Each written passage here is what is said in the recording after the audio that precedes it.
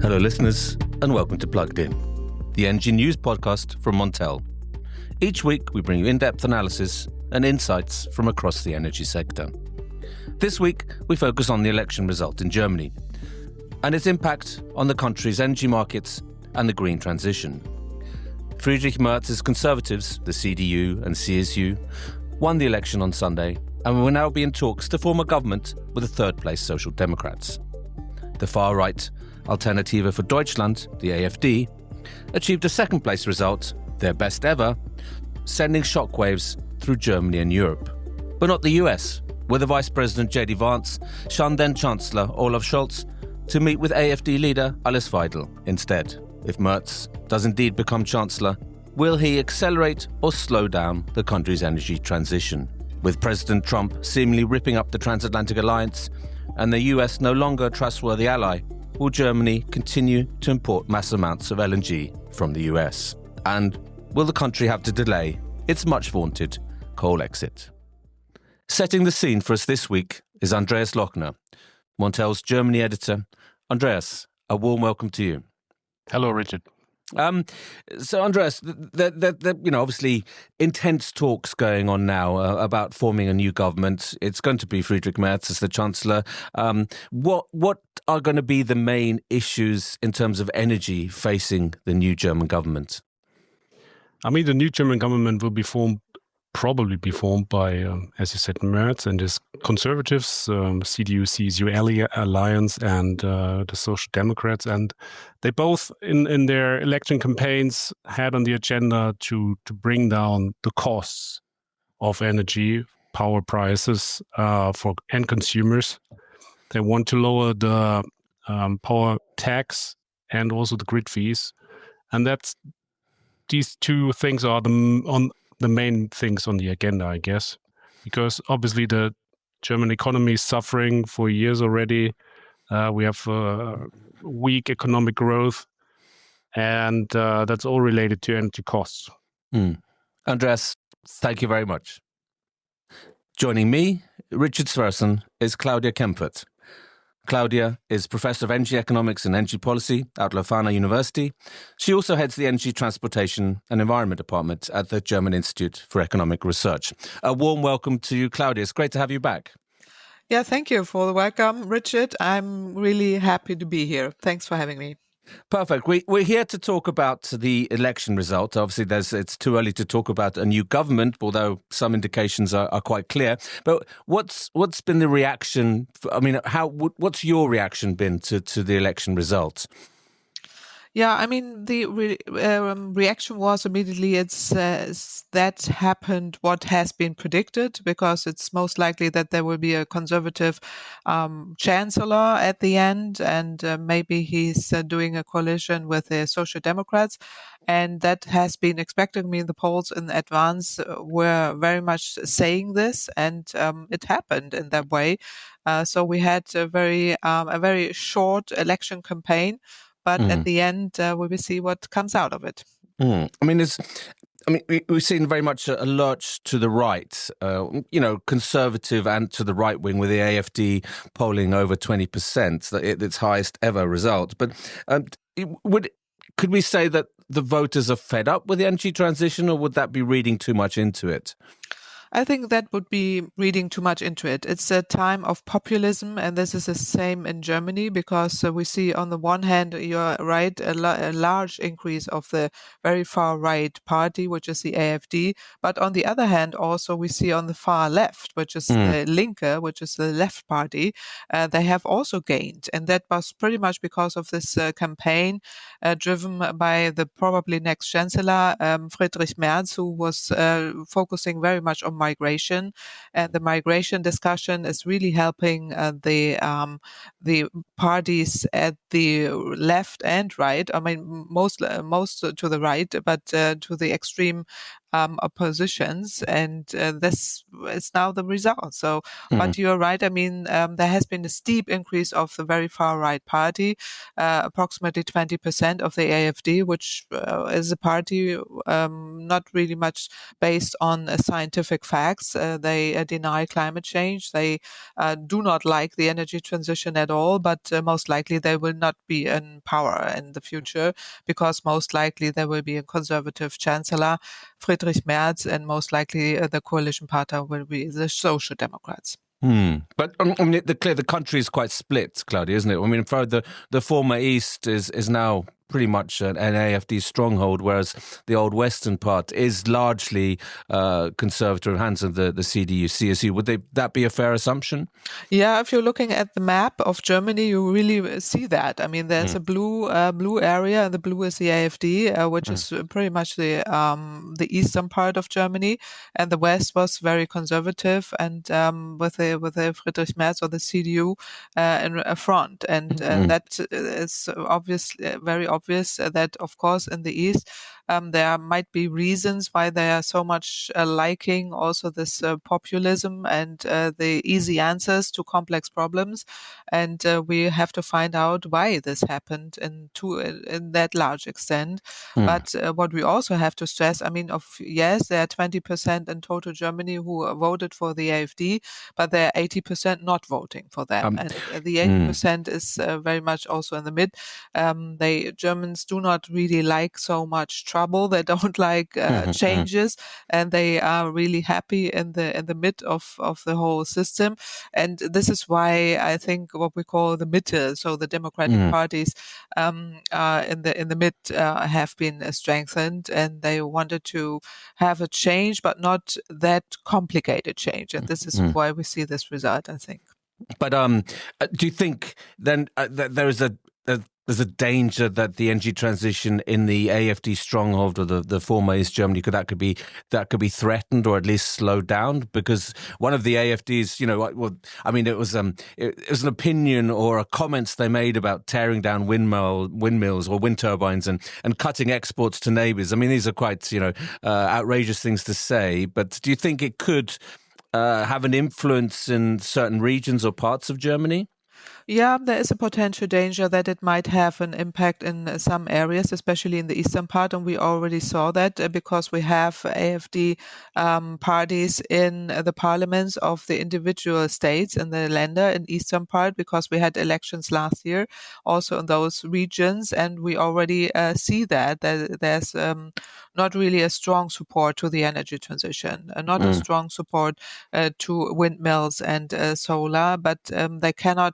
I mean, they will not tear down windmills for sure, not. But the barriers might increase. But in the past, with the now with the still government of the red and the greens, they have reduced the barriers for wind energy, especially, and also solar, with the result that there's the largest share of solar and wind now in the system, and wind will also continue. This is what will continue for sure. But with the new government, it's not unlikely that there might be again some barriers which do not really help the energy transition. I mean, and maybe or extending the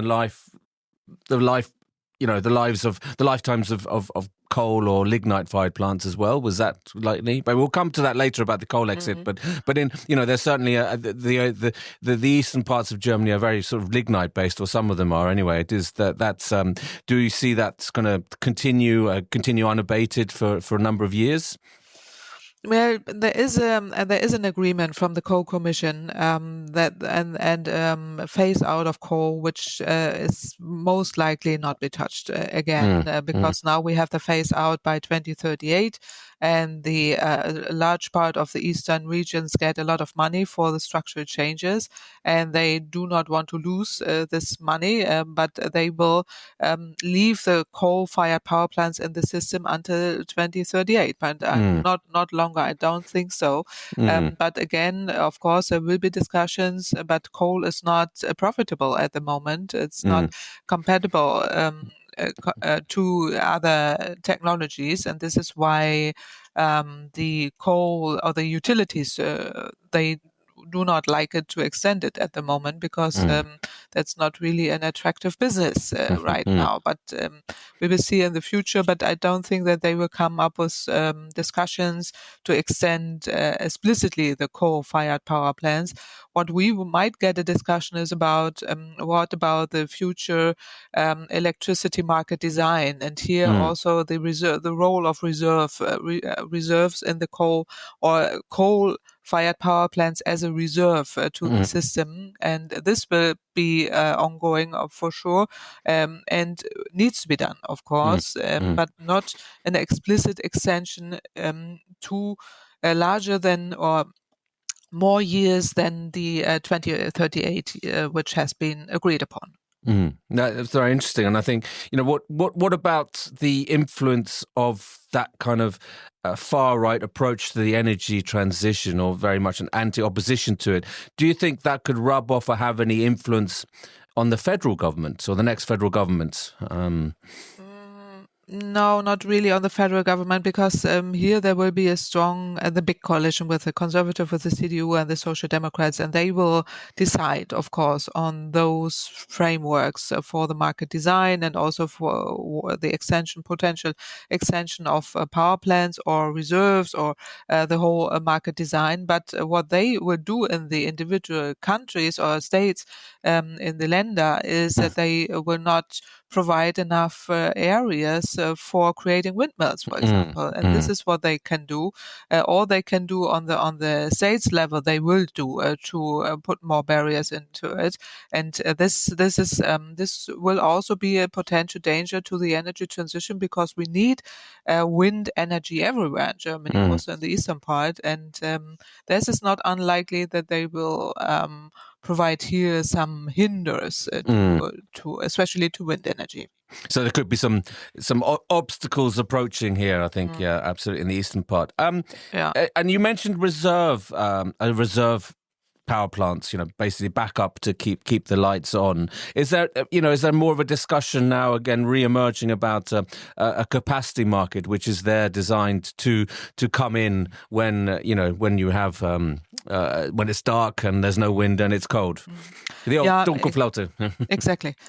There's the discussions about the Dunkelflaute will come up, and they has been very active in December last year when we had several days of Dunkelflaute, and of course the next government will discuss it again. There has been there is a discussion again about capacity markets, how that might look like.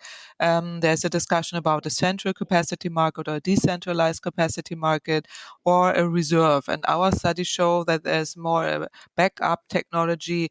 Reserve is more efficient to the system, because these kind of backup technologies, like for example gas-fired power plants, are also competing to other flexibility options, like for example storage, or also demand-side management, and all this, the power-to-X technologies, which we need also in the system with increasing supply of renewable energies. And here a capacity could bring disadvantages or also biases to the system, which is not attractive. In what way, Claudia? Could you explain how? Yeah, because what we really need is a system with renewable energy, with increasing renewable energy, which creates a lot of flexibility. So in times of Dunkelflaute, when there's not enough sun or not enough wind, we need flexibility options with more storage, especially also battery storage is nowadays very cheap, and also demand-side management, energy and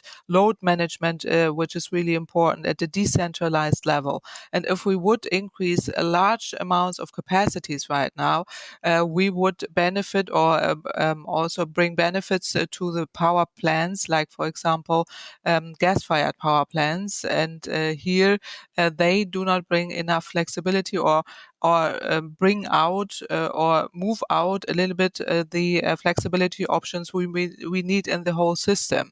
And there's a competition between flexibility options in general and the capacities which is now or might be installed with the capacity market. And this is a problem.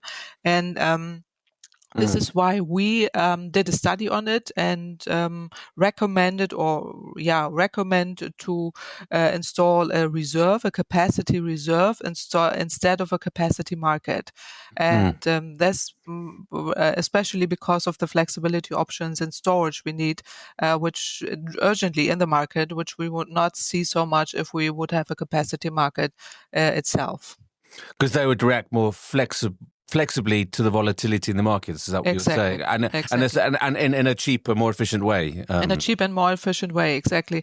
And it brings down also energy costs. So colleagues of mine did modeling studies around this, and it shows that the flexibility drives down the cost and brings more also the options in the system which we need. And the capacity market do not allow for this kind of flexibility. They reduce flexibility, and a reserve, however, we have to talk about how it looks like, but a reserve where you just have a tendering system of the capacities and put a reserve in the system, do not compete with the flexibility options we need.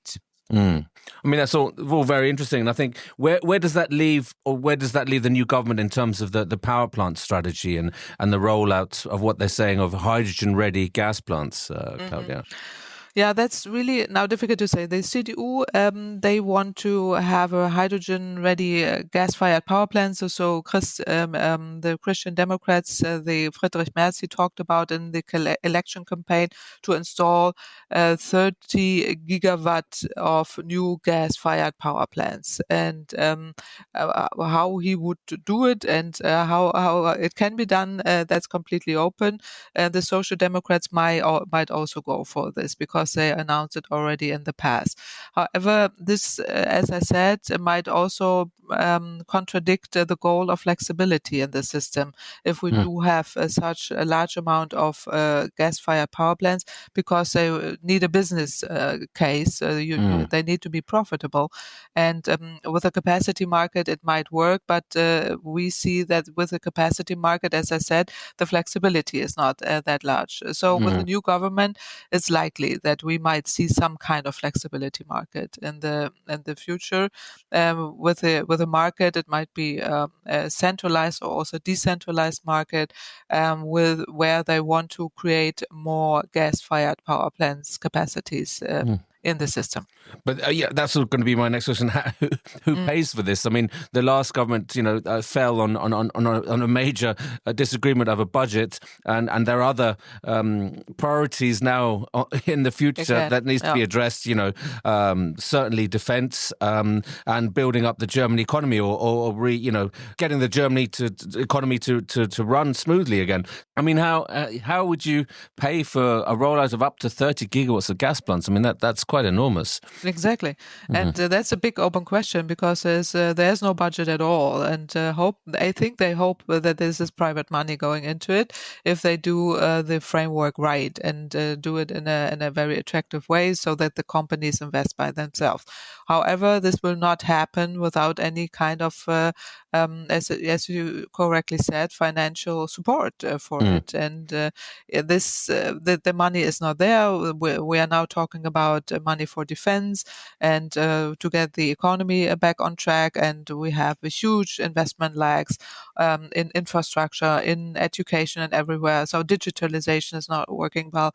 So there's a huge amount of investment which is needed, but there's no money for it. At least no public money. Yeah. So they hope to attract more private money into it. But of course, companies will only invest if there are attractive market conditions. And we will see how they will solve it. I think Friedrich Merz did not understand so well what he said with this 30 gigawatt of gas-fired power plants. And I'm not sure whether he will really, or the new government will really do it in that way. But of course, there is a big willingness to increase more and a large amount of new gas-fired power plants in the system. The willingness is certainly there, but the capability and the money may not be. So that's always that's always a big contradiction between them both. Yeah, absolutely. And in terms of maybe from what I'm hearing correctly here, Claudia, you they will be lucky to install even 5 to 10 of that 30 gigawatts. True. Yeah, very much true. Yeah. I'd like to move on to, we discussed, but, before we started recording about the current, momentous events happening in the world, in Europe and the States, that, we have a trustworthy ally in the US now has become almost a hostile nation or very anti-European. Do you think, where does that place the next German government? It's obviously in a very difficult position here. How will they deal with Putin and Trump here? Yeah, that's really a good point. I mean, of course, if we're looking at the potential new government, new Chancellor Friedrich Merz, he is very much pro-USA. He is the old school style of thinking of the alliance to the USA and the defense situation, and he's coming from a history of that. But that seems very much over at the moment. But that's on the one hand, but related to Russia, of course, they both parties agree that there's a difficult situation now with the Russian war in the Ukraine. So they are willingness to help the Ukraine even more with defense money, but also we have to spend in Germany more money also for defense by defending to get a defense by ourselves. So I think there's a clear pro-USA and more anti-Russia mood, let's say it in that way. But we will see what they will do out of it at the moment, because with the new Trump administration, this kind of old style thinking is over, and they realize this now, and are very much, I think, shocked and do not really know how to do or how to react, as I think a lot of European parties at the moment. And we heard also Friedrich Merz at the Munich Security Conference saying, well, we really don't know what to do, but obvious that they gave a strong recommendation to vote for AfD. So this right-wing party was a big shock, and also shock to both parties. And now, related to the next relationships, we will see how they might go on further, and what needs to be done.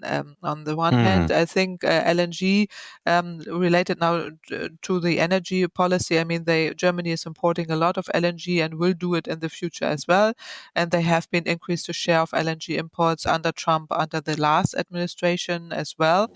It's not likely that they will reopen the Nord Stream pipelines, as the right-wing party want to have, and some of the lefts as well.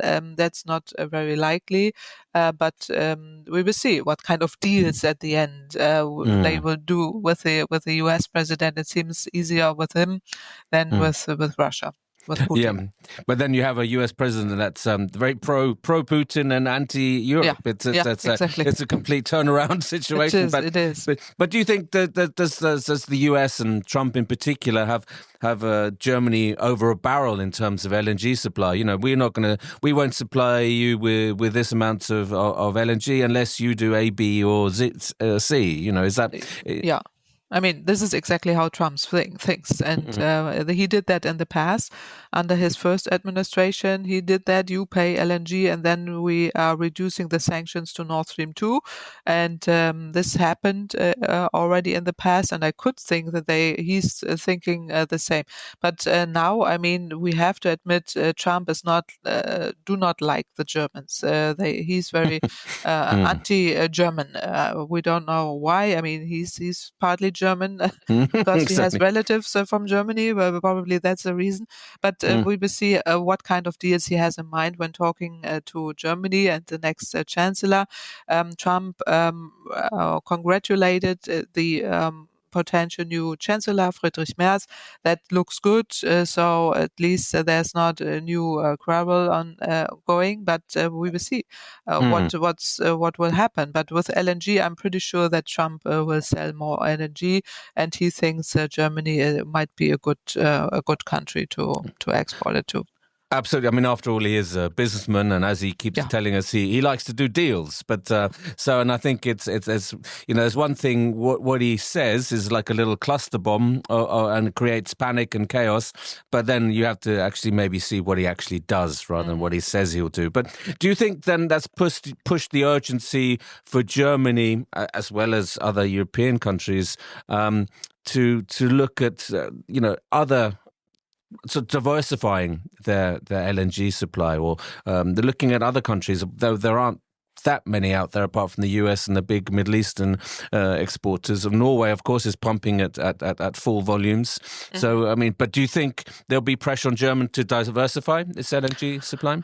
Yeah, I mean, there is already pressure to diversify LNG imports. Germany has created a lot of LNG terminals, and they are only partly used and applied. This is because, of course, LNG is much more expensive than Norwegian gas, but it's also because there will be in the future a reduction of gas supply demand, as we always said. I mean, we will see an energy transition also in the heating sector with less gas boilers but more heat pumps. In the last year, that happened not so much because of uncertainties and also some strange public discussions about heat pumps. But in the future, I think it's very likely that there will be a reduction of gas demand, especially in the heating, in the building sector, but also in the industry itself. And we already saw that because they have removed some gas-extensive productions of ammonia, for example, to the US, and we will see that in the future as well. So with the reduced gas demand, we do not need so much imports of LNG, and it might be that Norwegian gas is enough then. I mean, absolutely. But do you think then, looking forward, that the new German government, which under Chancellor Merz, would still continue to accelerate the energy transition, or will there be certain breaks, do you think? No, I think they will accelerate, but it very much depends also on the Social Democrats, because they have a key role here. Because the Conservatives, of course, they claim to increase the share of renewables, and I'm pretty sure that they will do it because now it's a business case, and they want to help industry as well. And the industry or the economy itself wants to have more renewables in the system, and this will be ongoing. I'm pretty sure that they will stress on that. But on the other hand, the Conservative said they want to create some kind of new nuclear power plants. It is very, very much costly. It's unlikely. With the Social Democrats, this will not happen at all. And the other options we already discussed. So I think, of course, there will be an energy transition ongoing. We will see what's happening in the building sector, because we need a more energy efficiency in the building sector as well, and more insulation and renovation of buildings, a higher renovation rate that we had in the past. And on the other hand, the transition needs to be done also in the transportation sector, with more electric mobility, with public transportation, railway system improvement, infrastructure investments, but also with more electric mobility that would help the car industry. And here the Conservatives said they want to improve the framework for conventional cars, for diesel engines and gasoline engines.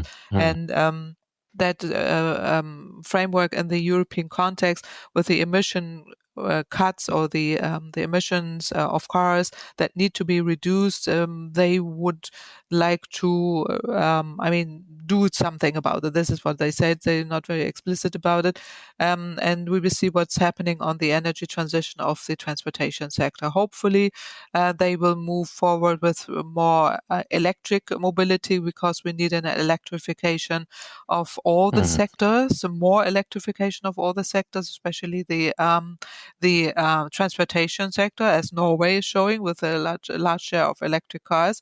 And I hope this will happen in a way in Germany as well, because the car industry is not doing well, and the whole economy is not doing well. But the car industry is very important, and they do not help them by just sticking to the conventional cars. They should move forward for an energy or transportation transition as well towards more electrification.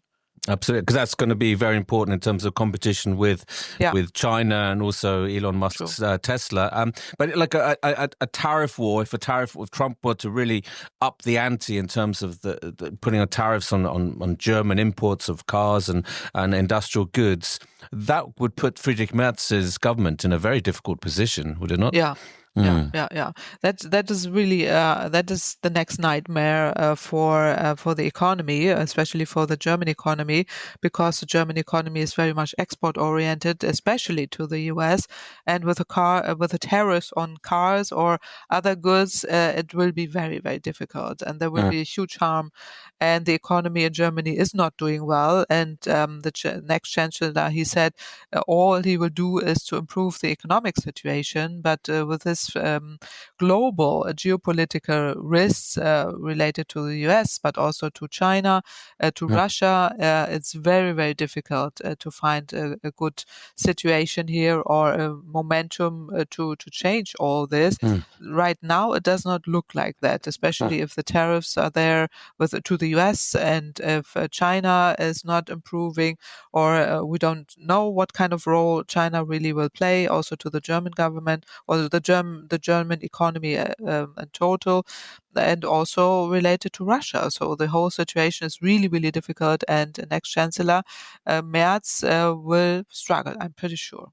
Absolutely. I mean, I'd love to sit and talk for a lot longer, Claudia. It's been an absolutely fascinating discussion. I think you've made it very clear the challenges, but also the opportunities going forward, and the ways in which the German energy transition can continue unabated. I think that's a very important point. So, Claudia Kempfert, thank you very much for being a guest on Unplugged in Montel's Energy News podcast.